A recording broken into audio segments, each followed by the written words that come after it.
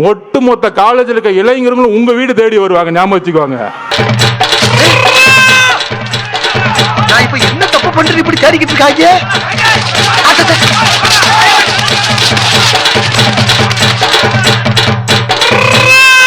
எப்பப்பா லேசா முகத்தை திருப்பி பார்த்ததுக்கே இப்படி கடமாடு மாதிரி ஓடிக்கிட்டு இருக்காங்க. அவனை சொல்லி நிறுத்துங்களேன்டா. அவன் நிறுத்துற அந்த லூசுக்கு மட்டும் வந்துட்டே இருக்கான் போடுறா. ரவுடி எடுத்து நிப்பாங்க. அந்த படத்துல மணிரத்னம் சார் எழுதியிருப்பாரு, இளைஞர் புரட்சி. அந்த புரட்சி தான் 26ல உருவாகிட்டு இருக்கு. ஏய், என்னடா டயலாக் இது? எவன் எழுதி கொடுத்தானே அது இப்படி பேசிட்டு போறான்?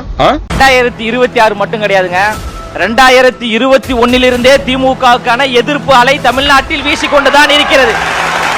2021 திமுக எதிர்ப்பலை வீசுகிறது அப்படின்னு சகோதரர் சொன்னார். 2021 திமுக எதிர்ப்பலை இருக்கிறது.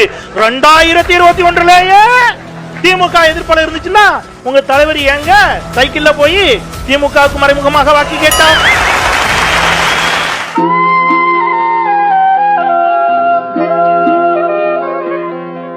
நீ காசை கொடுத்து கூட்டிட்டு வருவ. அதுக்கு நான் உதாரணம் சொல்லிடுறேன். நாமக்கல்ல இருந்து கரூர் வந்துட்டு இருக்காரு அண்ணன், நான் உள்ள இருக்கிறேன். அதுக்கு முன்னாடி ஒரு பெரிய காலேஜ் இருக்கு மேடம், மதியம் என்னது, குரு டியூட்டோரியல் காலேஜ், குமாரசாமி காலேஜ்ல இருந்து 5000 ஸ்டூடெண்ட்ஸ் ஓடி வருவாங்க. நான் 2 கிலோமீட்டர் பாக்குறேன், அண்ணன் பாக்குறாரு, என்னப்பா அங்கிருந்து ஒரு கூட்டம் ஓடி விட்டது, என்னப்பா அது அப்படிங்கிற. அவன் சொல்றான், நாமக்கல்ல ஒரு காலேஜ் அப்படி கிராஸ் பண்ணாராம்.